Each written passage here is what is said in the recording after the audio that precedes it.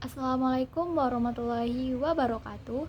Perkenalkan, nama saya Yulia Fitri, NIM 1904-2206. Kali ini saya akan mempresentasikan pertemuan 11 mata kuliah Politik Kebijakan Publik.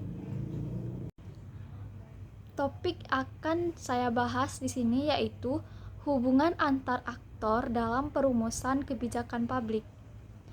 Menurut Abdul Wahab 2005, kebijakan publik adalah tindakan bersanksi yang mengarah pada tujuan tertentu yang diarahkan pada suatu masalah tertentu yang saling berkaitan yang mempengaruhi sebagian besar masyarakat.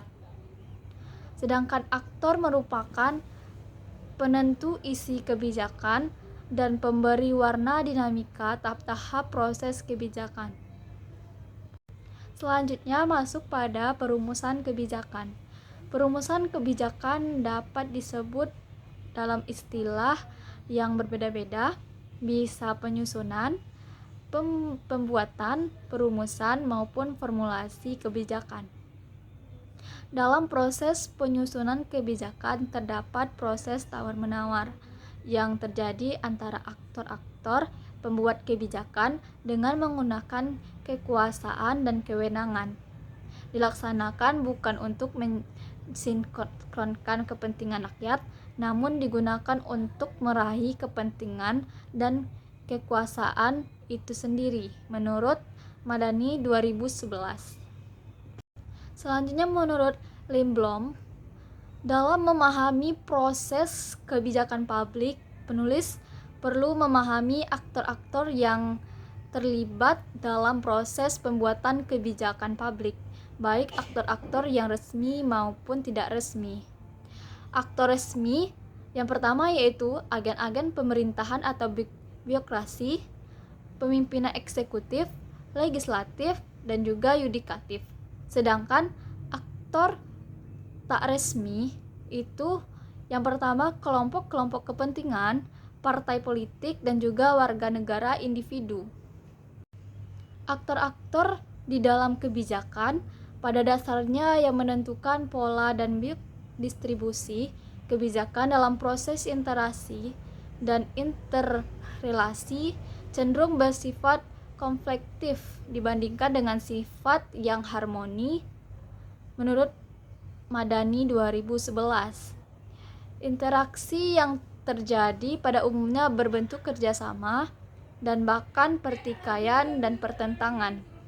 Interaksi merupakan sebuah proses sosial yang dilaksanakan antar aktor di dalam kebijakan. Interaksi yang terjadi pada umumnya berbentuk kerjasama dan bahkan pertikaian dan pertentangan. Yang pertama yaitu kerjasama.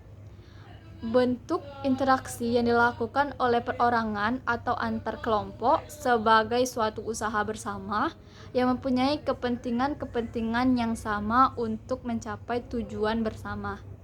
Selanjutnya itu akomodasi, upaya untuk mengatasi pertentangan atau konflik yang terjadi antar organisasi yang satu dengan yang lainnya tanpa menimbulkan kekalahan dan kerugian dan dapat diterima oleh pihak-pihak yang terlibat di dalamnya. Selanjutnya yaitu asimilasi. Itu proses sosial yang ditandai dengan adanya usaha-usaha mengurangi perbedaan-perbedaan yang terdapat antara perorangan atau kelompok dan juga meliputi usaha untuk mempertinggi satuan sikap, tindakan, dan proses-proses mental dengan memperhatikan tujuan dan kepentingan secara bersama. Baik, sekian presentasi dari saya. Mohon maaf atas kesalahan dan kekurangan. Saya ucapkan terima kasih. Wassalamualaikum warahmatullahi wabarakatuh.